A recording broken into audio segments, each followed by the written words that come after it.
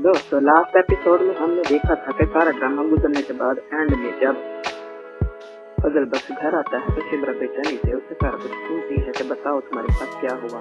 वो थोड़ी सी बात करता है लेकिन फिर शिब्रा उससे पूरी बात कहने के लिए कहती है कि जैसे जैसे हुआ वैसे वैसे बताओ।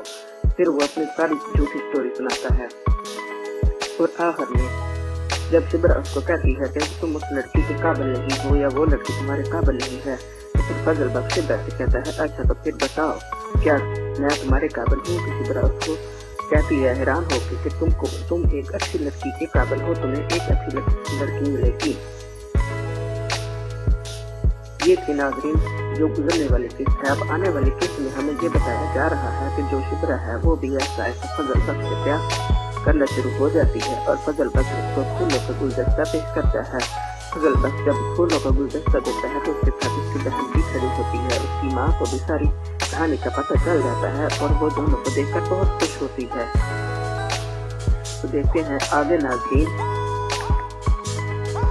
नाज़रीन जो फजल बख्श की दूसरी मंगेतर होती है वो उन दोनों को आपस में देख लेती है। तो अब स्टोरी जहाँ से आगे शुरू होगी शिब्रा के दिल में भी फजल बख्श के लिए मोहब्बत जाग जाती है लेकिन उसकी दूसरी जो पहली मंगेतर है वो भी उसको देख लेती है। अब फजल बख्श जब शिब्रा को देखने के लिए लड़के वाले आते हैं तो उनसे अपना तारुफ करवाता है और इसी केस में शिब्रा भी फजल बख्श से पूछेगी कि तुम आखिर कौन हो, तुम्हारी हकीकत क्या है। तो ये जानने के लिए हमारे साथ बने रहिए। तो हमारे चैनल को सब्सक्राइब करें।